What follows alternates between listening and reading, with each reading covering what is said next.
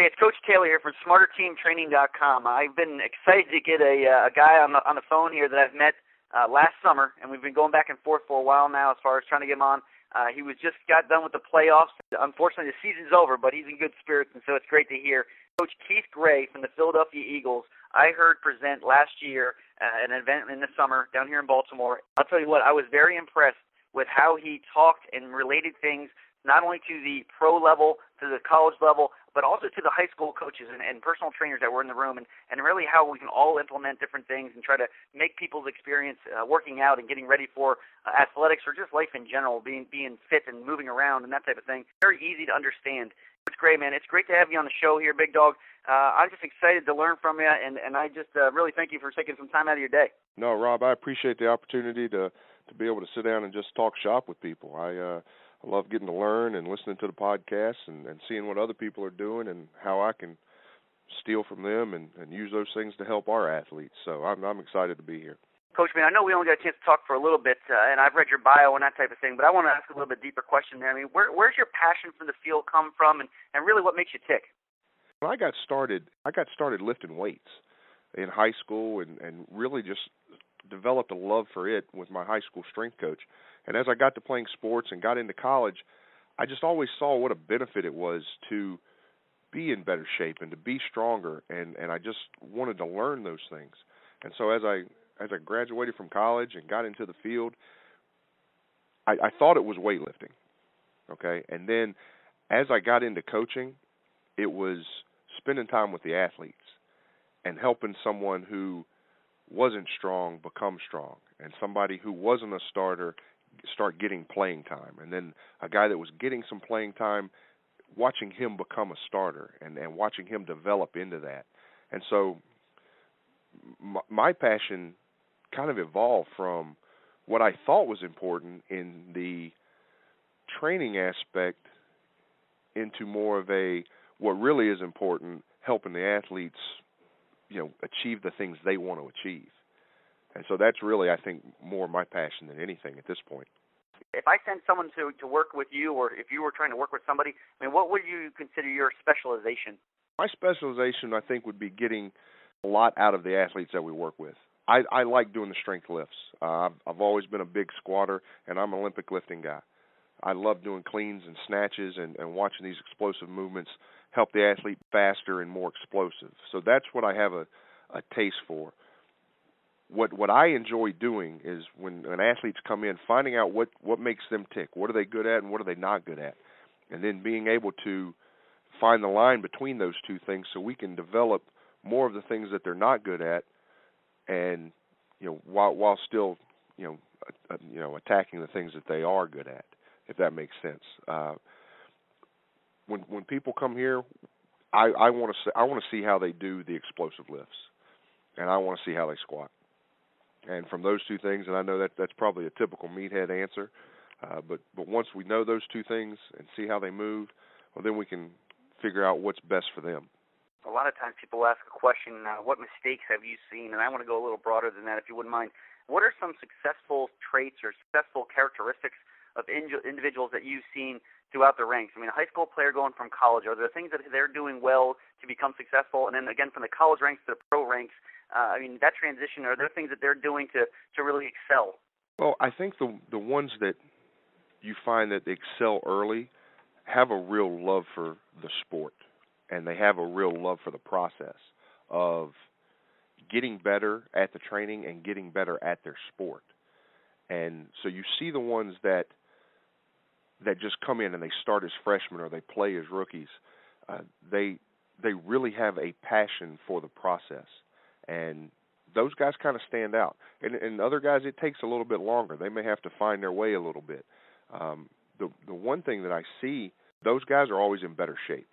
They may not be as physically strong here in the weight room or what have you, but they're always able to compete because they're always in shape.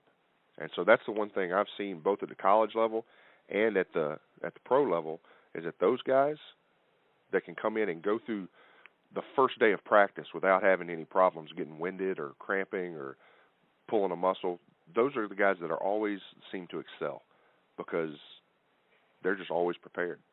Talking about preparation, and obviously we're already thinking about combine prep kind of scenario here in the private sector, and I'm sure you guys are already looking for the combine here in February coming up as well. I mean, is there advice that you could give to individuals that are prepping for the pro day experience, or even when they're going into that high school again, that high school recruiting combine scenario, really to enhance their performance? I'm going to answer that as two different questions, because a high school guy going to a college pro day or a college junior day, those coaches, they're always going to want to watch them run the 40. And then they're always going to want to see them either broad jump or vertical jump. And then they want to spend their time watching them do drills. Whereas with the combine, they do a lot of drills. Or they do a lot of the skill work, the bench press, the vertical leap, the broad jump, the 40, the shuttles, the short and long shuttles. And then they go and do more performance physical testing than what is allowed, I guess, at a college junior day, so to speak.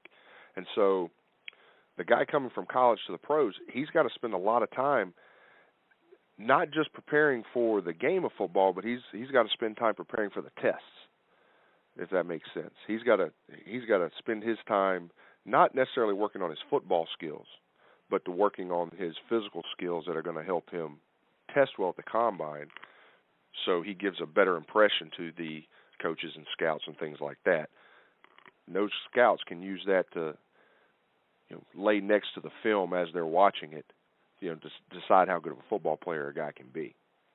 And lots of times in college, looking at high school athletes, you don't have the same amount of film or the same quality of film and being able to just evaluate the players. I want to talk to you about a discussion a little outside the box, and it's a topic that a lot of people are now bringing up. Even some people are going back to college and learning about sports psychology as a post-grad, even though they did exercise phys or something like that with more inside the box in our field. But what are some mental roadblocks that athletes that you've worked with have in regards to their training or even performance on and off the field type scenario, and how much of a mental coaching approach do you take with your athletes? As I've come to this level, the mental side of it is so much bigger, because these guys, if they don't perform well and they don't do the things they're supposed to, they're out of a job. And so the stress that it causes on these guys, sometimes you can see it. You can see it on their faces. And so one of the things that we try to tell them is that, and this is something we talk through on a weekly basis, that everything that they need is in their hands. Everything that they have is something they can choose. So they can choose to come in for treatment and to train and to do the recovery protocols that we have in place and to eat the proper things in our dining facility.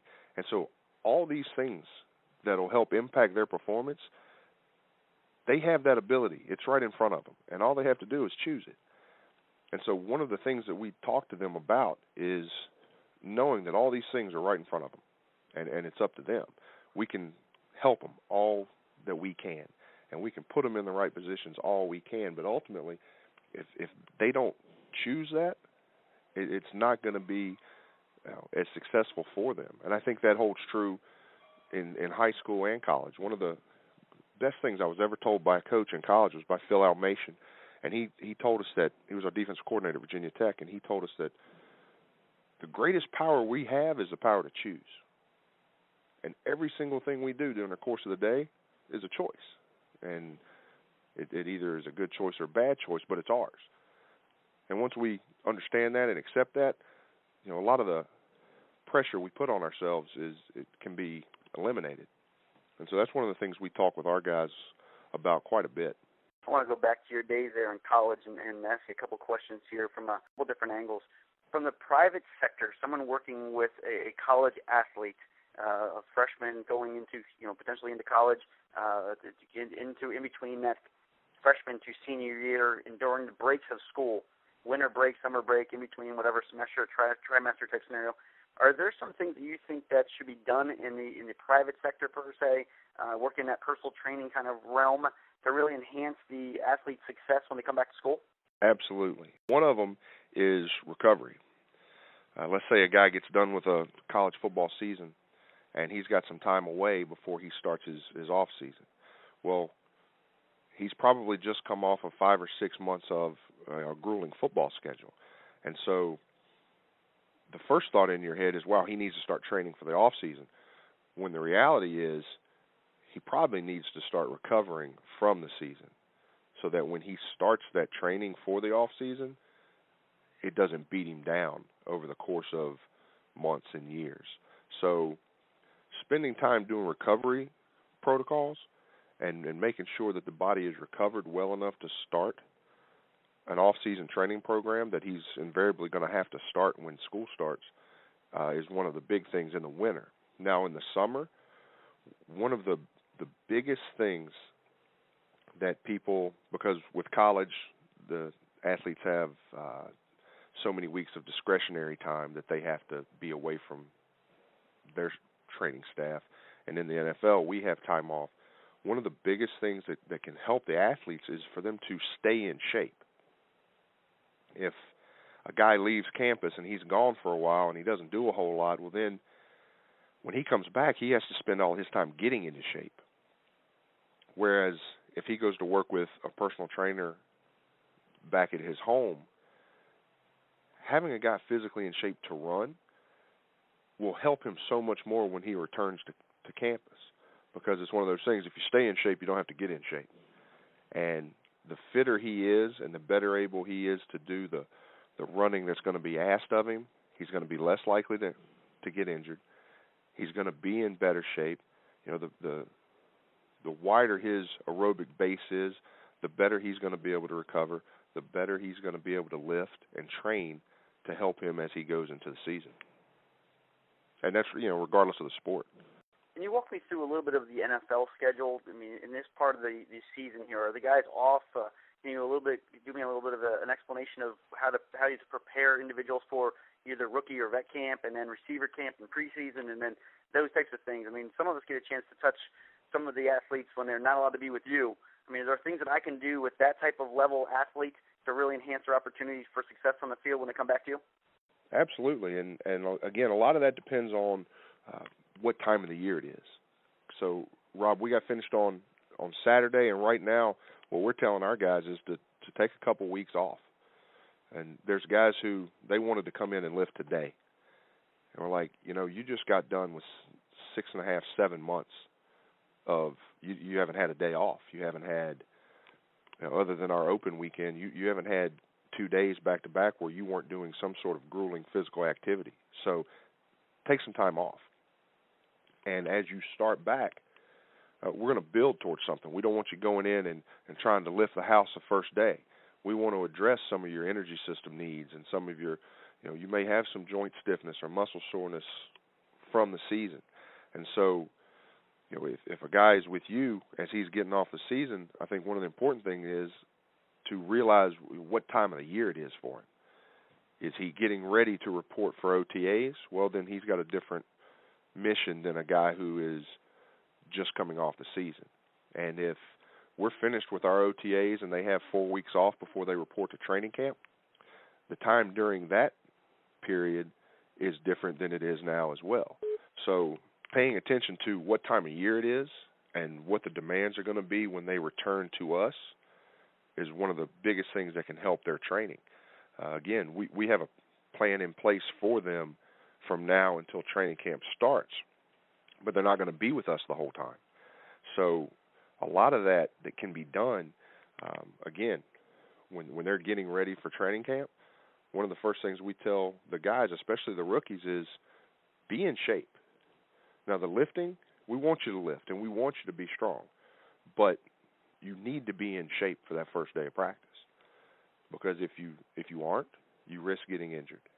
And, again, like at this level, if a guy gets injured, well, then he gets cut, and somebody else comes in. So the more durable and the more resistant to injury they can make themselves, the better chances they're going to have to make the team. And so if a guy is with a personal trainer, let's say from now until he reports to us in April, you know, there's a lot of things, and hopefully our players are following the progression that we've given them. But again, those things can so much be assisted by someone that they're working with away from our facility. You brought up the concept of recovery here, and I want to talk to you a little bit, kind of a two-sided approach, if you want to call it. Recovery setups that you have post-workout, and then is there a recovery setup that you have for a long-term scenario in the course of a year kind of scenario? Are you giving guys weeks off? Are you telling kids that you played enough plays and today you only do upper body? I mean, how do you go about that bigger picture of recovery and making sure guys are fresh? We actually build in recovery into our workouts and into our days, so guys don't have they really don't have a choice. We spend a lot of time doing soft tissue work with foam rollers and lacrosse balls and myofascial balls before we work out every day, and so that's one of the things we do, and we think that helped us avoid a lot of soft tissue injuries this year, to be honest. And then we'll train, and we do some corrective exercises, and we get after it pretty good in the weight room during the season. And then every day after they get done with practice, we would have different recovery protocols in place for them based on a lot of things. We would have a kind of a rest questionnaire or a recovery questionnaire for them every day that they filled out, telling us how sore they were, how they slept, how strong they felt, things like that, and how energetic they were. And based on those things, and based on the HRV thing we had discussed when we were down in Baltimore, we can kind of set up an individualized recovery plan for these guys. I may have two offensive linemen who did the exact same thing at practice yesterday, but their bodies respond to it differently. So giving them the exact same recovery may not be the best thing for them. So one guy, we may have him in a cold tub, but the guy next to him, he may be doing a contrast bath or just being in the hot tub or just being in a sauna, or maybe he's getting a flush massage. And so these are things that we would basically advise them of every day. And so when they would come in off the practice field, they know exactly where they have to go for their kind of individual recovery. And that's on a day-to-day basis. On the long term, one of the things that we would give out to the guys is Epsom salts. And then, I remember used to seeing them at my grandparents' houses. They always had Epsom salts. They took Epsom salts bath, and I never knew why. My grandma always said, "Oh, it'll make you feel better." Turns out she was right. This is something that we've given to a lot of our players, and they just feel better. It's magnesium sulfate, and it just kind of helps them recover. And we've put a lot of work into getting the guys massages this season. A couple days a week, we would have full-length massages, about 45 minutes. And then every day after practice, we would have kind of 10-minute flush massages like they would do on track athletes. And that really helped our guys with their recovery, we felt like, again, helped us avoid a lot of soft tissue injuries and just helped the guys recover. And that's something that we put in place that we felt like really helps us. And so that over the course of the season, and then as they've gone into the off season, we've told them, look, continue to do the massages and the Epsom salts and help you recover so you can start your training here for the off season in a few weeks and you're able to really get after it. So those are a lot of the things that we've done. Like I said, ice bath, contrast bath, a lot of soft tissue work, Epsom salts, and then a lot of the nutritional stuff that everyone does, but we do in particular here as well. Making the next question here a pretty easy lead into kind of scenario, and I want to talk a little bit about not nutrition as far as carbohydrates, proteins, and fats, but more the culture that's involved in a program. I mean, I think a lot of kids get a lot of information and they're educated about nutrition. I think if you ask them what they carb, they can show you that type of stuff. But more so the environment that they're in. They have a very good knowledge base of nutrition, and then you just have, as far as your environment for them to eat, is predominantly fried, greasy food. I don't know if that's really the best message. I mean, are there things that you're doing there or would suggest being done to really enhance the culture of nutrition in a program? There really is, and it depends on where you are and what you have access to. Our organization happens to be a very environmentally friendly organization, so we have a cafeteria that uses organic foods, all locally homegrown foods, and so we're very fortunate in what we're able to provide to our athletes. And we're able to tailor that meal, and not everyone's so lucky. One of the things that we did when I was at Georgia was we provided guys with a shopping list, and we provided them with meal lists and nutritional information on foods in the grocery store, and just made them aware of, look, you may think that you're eating something healthy, but because it's processed turkey versus something you got sliced at the deli, it's not as good for you as you may think it is. And we would even give them information on all the nutritional information of fast food restaurants, because it's real easy to go, especially for a college kid or maybe a high school kid, and they don't have as much money. And college guy's on a meal plan, and he may not have as much money, and he could take the time to wait in line at the dining hall and get something good to eat, or he can swing through McDonald's and spend $3. And generally, they're going to spend $3 and get something that's not as good for them. So what, we didn't want to ignore the reality of the situation, so we printed out and gave them all, look, this is the nutritional information for everything at that fast food restaurant. Make a wiser choice. If you want the big hamburger with all the bad nutritional information, all right, maybe there's something on here that you just as readily eat that won't be as bad for you. And at some level and at the college level, it's tough with the restrictions that the NCAA has on training tables and meals and things like that. It's hard. And so you see a lot of schools now combating it with snack carts and nutritional carts that they roll around the facility that have good stuff on them for the players to eat and take to class with them, giving them fruit and bagels and things like that that can just make it better for them. Like I said, we're fortunate at our level to be able to provide some of the things that we provide, and being able to limit some of the things that we limit when we travel.